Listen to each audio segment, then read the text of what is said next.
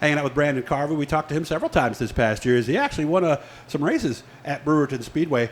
4th in points, 3 wins. Actually picked up a win at Fulton as well. Only ran about a half a season there. The 29-year-old is from Oswego, out near where Andy Noto and Chad Phelps and those guys. So hey to everybody over there. Brandon, how are we doing tonight? Good. And yourself? Good. Told me you've been here. We're actually at the Jammers Sports Bar and Restaurant, but you were here back when it was Quaker Steak and Lube. Yeah, quite some time ago. Yep, and we're in the ice cream side. I didn't even know they did that. So thanks to the folks here for letting me use this room away from all the copyrighted music and sports broadcasts that are going on. So how are we looking? How is everybody?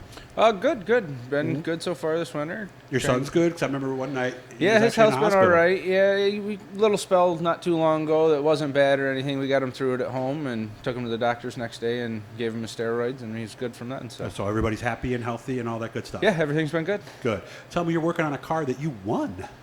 Yeah, we got the Hig Fab. I kind of assembled it somewhat over the past year and a half or so that I've had it, and kind of the plan is to get it going and hopefully get it on track this year, a handful of races. So how much is done as it sits right now? It's close to being a roller. A few minor things, tidying up brake lines, just some radius rods and stuff, putting the hubs, spindles so engines on. in, transmission, no rear engine end? in it or anything. Transmission, rear end? Transmission, the whole cockpit's together. Okay. I got to put the dash in, small stuff like that, kind of. Where's the motor? Motor is going together. Adam has that, so hopefully that'll be ready to play with it somewhat this year.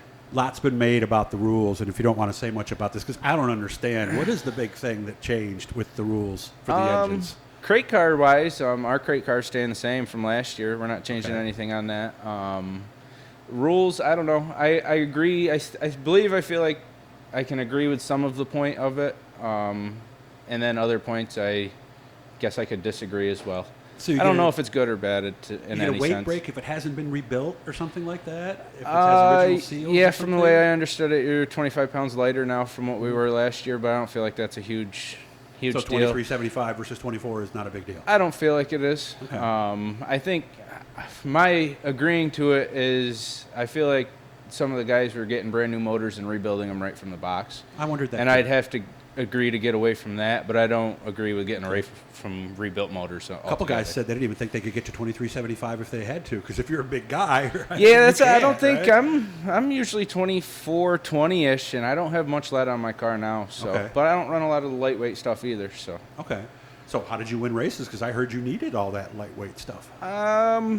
I don't know. It worked out for us. I think I'd rather durability over a few pounds, but we run good stuff. But yeah, we run the bigger drive shaft over the smaller one, and just the bigger brakes I have on my car now this year is what was on it when we bought the car as a roller. It's got the bigger PFC brakes on it, and they were good for us this year. So I think if I could add a couple pounds and have better brakes, I think I'd take that, wouldn't you? Yeah, them brakes were definitely a big difference going from the smaller, just the basic 3. I think they were 3/8 brakes before on the other car, so they were a huge difference on stopping. Yeah, especially when you're coming out of turn 4, got a full head of steam, and you see somebody spun down in turn 1.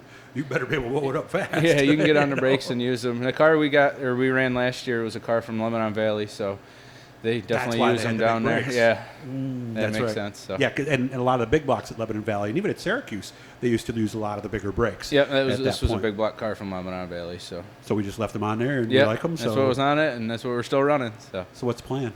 We're still going to do the crate with the car from last year. Okay. The plan is weekly with that at Brewerton, and then the small block will be together, hopefully one of them, and play maybe 6 races with that this year. Okay. I don't want to make the commitment yet. I don't think I'm up for that. Just because of the fact you have to take a season off if you want to go back crate racing. I understand. So but that's the plan down the road, isn't it? Yeah, eventually. I don't know. We'll see how it goes if we get it out at the beginning of the year and we start running good with it. In the race or two we decide to run at the beginning of the year, maybe we'll keep going with it and run that. We'll see. Okay. Nice. But if that's the case, it'll probably be Brewerton on Friday nights with the big blocks. So wasn't that kind of your better track anyway? I like Brewerton. It just works better now that my kids are getting older now and they're racing quads. On the weekends, and they practice all day Saturday and race all day Sunday. So we're all over with them on the weekends now, and we start beginning in April and go to October with them. So. Moose Mountain? Nope, they're running the quads on like Moto Masters, Frozen Ocean, just all over Cato, Thornwood. There's a bunch of different tracks all over the place. Did you do those when you were young? I didn't. Okay. I was always karts and cars, and I had karts for both of my kids, and they didn't really show the interest in them that much. Okay. So we had some friends that raced quads, and they loved them when we went to the track. So we started with that, and actually I went and Rich Murtaugh helped me out. He had all Richard's old quads from when he was a young guy, and they sat for 13 years, and I picked them up, and we started getting them going. So nice. So I guess we're in pretty good shape. It's going to be a busy summer between you on Friday and the kids on Saturday. You must be very happy. Yeah, it'll be busy weekends, that's for sure. So. We want to thank all our sponsors, Bicknell, of course, Troyer Dirt Car, and of course Swift Springs. He will be running a TO, or no? You said the crate car's going to be Bicknell, and then the Hig Fab will have the small block in it, I believe, is the plan so far. So. Okay. Might you head up to Can-Am sometime with that small block? I don't know. I'm not a fan of Can-Am necessarily. Okay. I don't like the bigger tracks. So. Oh, okay. Well, I like the smaller, Brewerton, rings or bull rings. So yeah. So you'd be like Nick Krause maybe, and just see what you can get on Friday with that. Yeah, right? I feel like them guys, they're competitive on Friday nights, and I feel like we could be too with the small blocks. So, and I like Brewerton. We had good results there all year this year with the crate, and I feel like we could be competitive as well. So what do you get? 6 races, I think, right? 6, and then on the 7th, whatever your 7th start is what you have to stick with. Okay, so might we do them all at once or space them out? No, definitely not planning on doing them all at once, because I don't know what the deal is going to be with Fulton with the 200.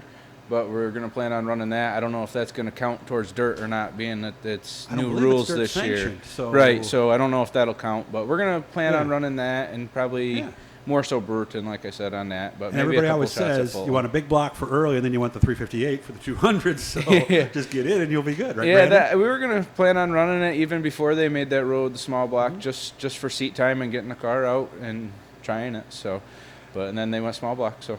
Let me see if I can get this right. 13th Hour Rising Haunted House? Haunted Hayride. Haunted Hayride. Yep. Oh, I almost had it. I almost had it, Fred. I almost had it. Yep. So I got to make sure I do that. Have you done that?